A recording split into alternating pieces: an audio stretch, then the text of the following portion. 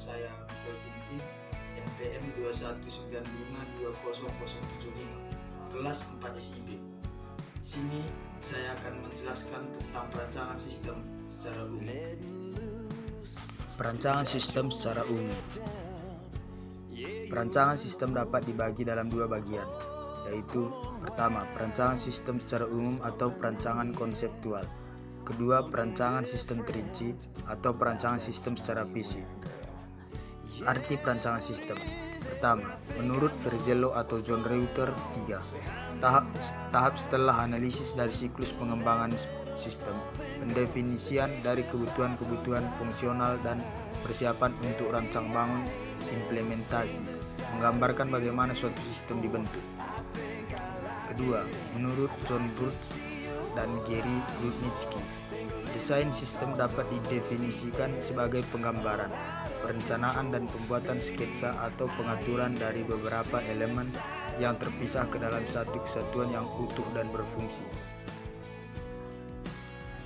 Dengan demikian, perancangan sistem dapat diartikan sebagai berikut. Pertama, tahap setelah analisis dari siklus pengembangan sistem. Kedua, pendefinisian dari kebutuhan-kebutuhan fungsional. Ketiga, persiapan untuk rancang bangun implementasi. Keempat, menggambarkan bagaimana suatu sistem dibentuk. Kelima, dapat berupa penggambaran, perencanaan, dan pembuatan sketsa atau pengaturan dari beberapa elemen yang terpisah ke dalam satu kesatuan yang utuh dan berfungsi. Dan terakhir, termasuk menyangkut mengkonfigurasi dari komponen-komponen perangkat lunak dan perangkat keras dari suatu sistem. Tujuan perancangan sistem. Tahap perancangan atau desain sistem mempunyai dua tujuan utama, yaitu pertama, untuk memenuhi kebutuhan kepada pemakai sistem. Kedua, untuk memberikan gambaran yang jelas dan rancang bangun yang lengkap kepada pemrograman komputer dan ahli-ahli teknik yang terlibat, atau lebih condong pada desain sistem yang terinci. Personil yang terlibat. Analisis sistem seharusnya melibatkan beberapa personil, seperti pertama, spesialis pengendalian. Kedua, personil penjamin kualitas. Ketiga, spesialis komunikasi data. Empat, pemakai sistem. Tiga kategori desain sistem. Pertama, global based system. Kedua, group based system. Ketiga, local based system. Pertama, global based system. Untuk mendesain sistem yang berbasis global atau global based membutuhkan pemeriksaan secara seksama dan lengkap atau penggantian dari seluruh komponen desain umum. Beberapa tipe perubahan yang umum adalah: pertama, output yang lama dari laporan berbentuk tabel setiap bulannya menjadi layar grafik berwarna 2 atau 3 dimensi. Kedua, proses baru dibuat. Ketiga, input diambil dari peralatan scan daripada dengan pensil dan kertas. Keempat, database hierarki lama diubah ke database relasional baru dengan standar bahasa query.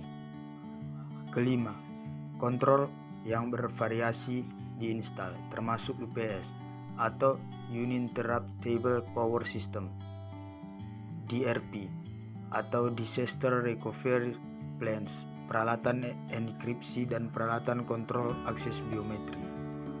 Keenam, platform teknologi baru yang menggabungkan seluruh topologi jaringan organisasi atau komputer dan peralatannya yang mendukung. Selanjutnya, group based system atau sistem berbasis kelompok. Sistem ini melayani cabang-cabang atau grup user khusus dalam organisasi. Kelompok ini memiliki kebutuhan khusus yang menyelesaikan pekerjaan dan membuat keputusan yang tepat. Perancang sistem yang bekerja pada grup ini perlu memiliki pengetahuan tentang bekerja pada sistem group based.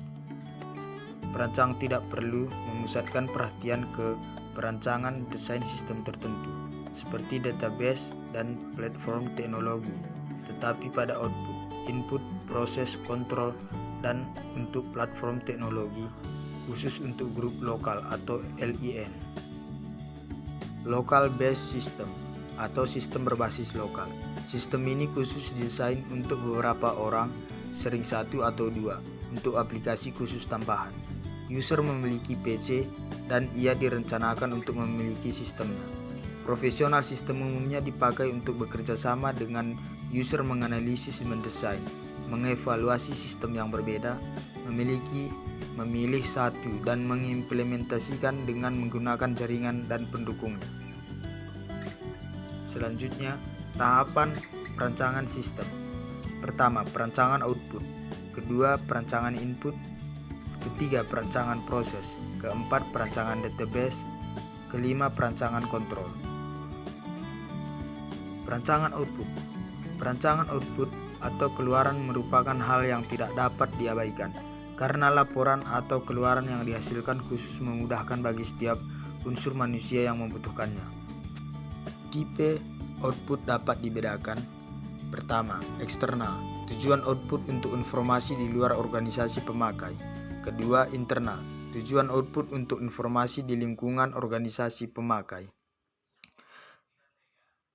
Yang harus diperhatikan dalam perancangan output. Pertama, tipe output atau eksternal internal. Kedua, isi output, keterangan atau informasi. Ketiga, format output atau berupa keterangan atau naratif, tabel atau grafik. Keempat, frekuensi. Banyaknya pencetakan dalam periode tertentu. Selanjutnya, langkah-langkah perancangan output secara umum. Pertama, menentukan kebutuhan output dari sistem yang baru. Kedua, output yang akan dirancang dapat ditentukan dari DFD sistem baru yang telah dibuat.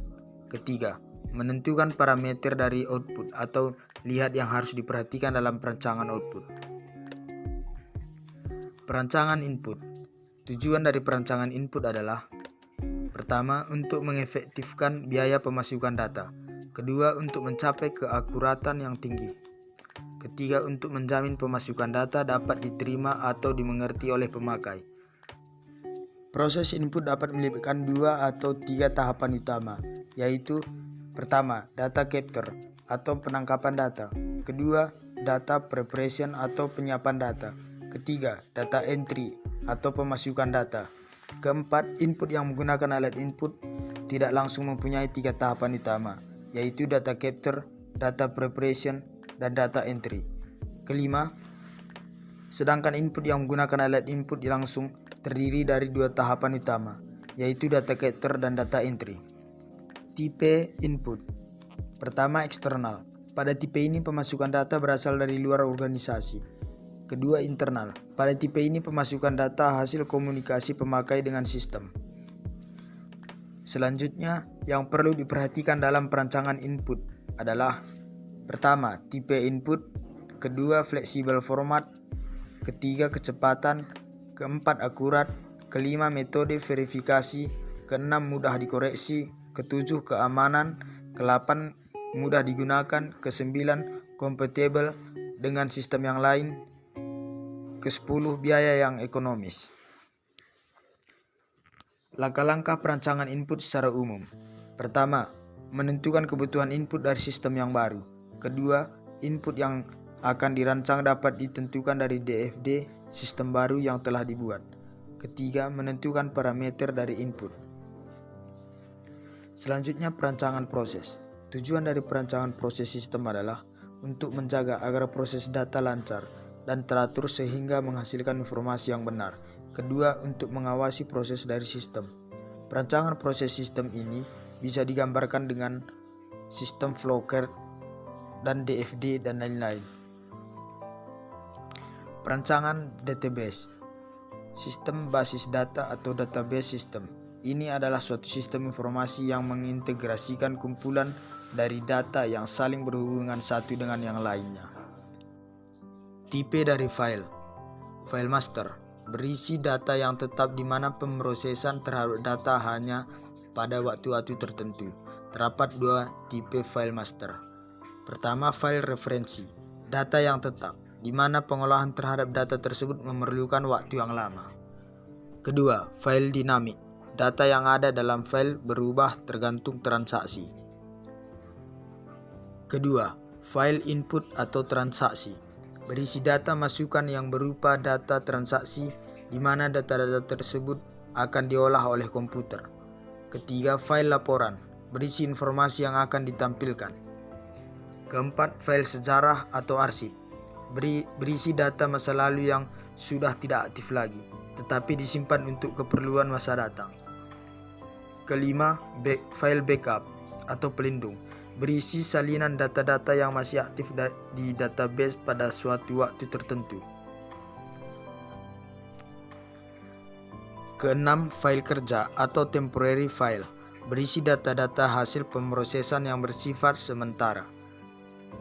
Keenam, file library, berisi pemrograman aplikasi atau utility program. Selanjutnya, file dapat diakses dengan dua cara, yaitu pertama, sequential atau urut. Kedua, direct atau random atau langsung. Organisasi file, pengaturan dari record secara logika dalam file dihubungkan satu dengan yang lainnya. Pertama, file urut atau sequential file, merupakan file dengan organisasi urut dengan pengaksesan urut pula. Kedua, file urut berindex atau index sequential file, merupakan file dengan organisasi urut dengan pengaksesan langsung. Ketiga, file akses langsung atau direct access file, merupakan file dengan organisasi acak dengan pengaksesan langsung. Alat perancangan database. Pertama, IRD. Kedua, mapping. Ketiga, normalisasi. Langkah-langkah perancangan database secara umum. Pertama, menentukan kebutuhan file database untuk sistem baru. Kedua, menentukan parameter dari file database. Dan terakhir, perancangan kontrol. Tujuannya agar keberadaan sistem setelah diimplementasikan dapat memiliki keandalan dalam mencegah kesalahan, kerusakan, serta kegagalan proses sistem. Jenis kontrol. Pertama, pencegahan. Kedua, pendeteksian. Ketiga, pengoreksian.